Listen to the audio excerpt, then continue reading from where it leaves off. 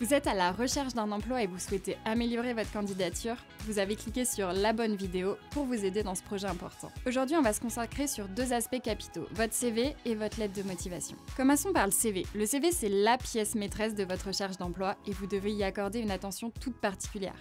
Mon premier conseil est de faire un CV lisible en un seul coup d'œil. Les recruteurs, ils accordent en moyenne 10 secondes à un CV pour prendre la décision de est-ce qu'ils vont le lire complètement ou non.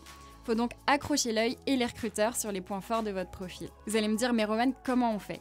Déjà, on dit non au CV trop créatif, plutôt de vous desservir car les recruteurs sont habitués à un format de CV et ils vont chercher les informations aux endroits habituels. Votre CV il doit se baser sur ce qu'on appelle un système de lecture en F, qui est désormais un peu le système classique inspiré de la lecture du web. Dans les faits, ça veut dire que l'attention il va se porter en premier en haut à gauche, la première ligne, ensuite l'œil va descendre, parcourir les 3/4 de la deuxième ligne et ainsi de suite.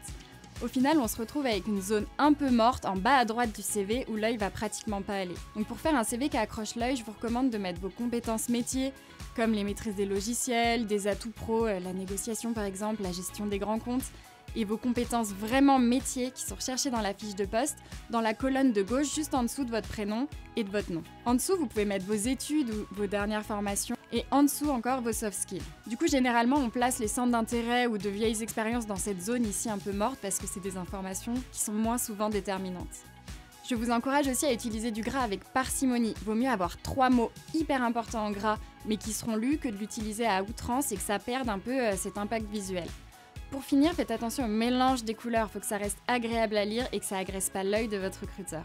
Vous voulez savoir si votre CV il est efficace? Faites-le lire à un proche en mettant un chronomètre sur 10 secondes et demandez-lui ce qu'il a retenu. Un autre conseil aussi qui est valable, quelle que soit votre situation, c'est vraiment de personnaliser votre CV en fonction de l'annonce.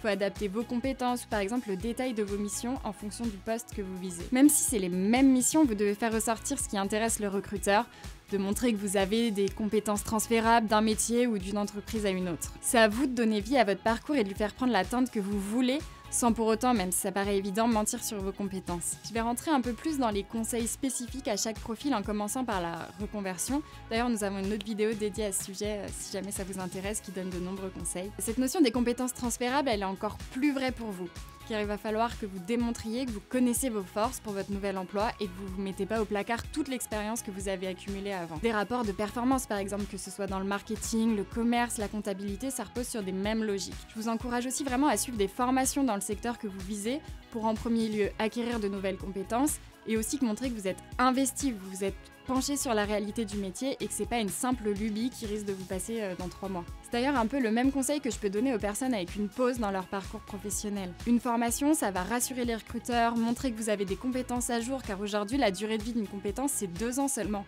Donc si vous avez fait une pause de 3 ans, on estime que vos compétences elles sont obsolètes sur le marché du travail. Et surtout, ça va démontrer votre proactivité, vous n'avez pas attendu de trouver une entreprise pour remettre la machine en route. Maintenant, on va passer au deuxième pilier de votre candidature, la lettre de motivation. On pourrait croire que ça sert à rien, qu'elle n'est pas lue, mais en vérité, ça va lier l'histoire de votre CV et en dire un petit peu plus sur vous. La lettre de motivation, il faut vraiment la personnaliser en fonction de vous déjà, mais aussi en fonction de l'entreprise. L'idée, c'est pas de faire l'éloge de l'entreprise, mais que les recruteurs comprennent ce qui vous plaît dans l'offre, les missions ou encore la mission globale de l'entreprise.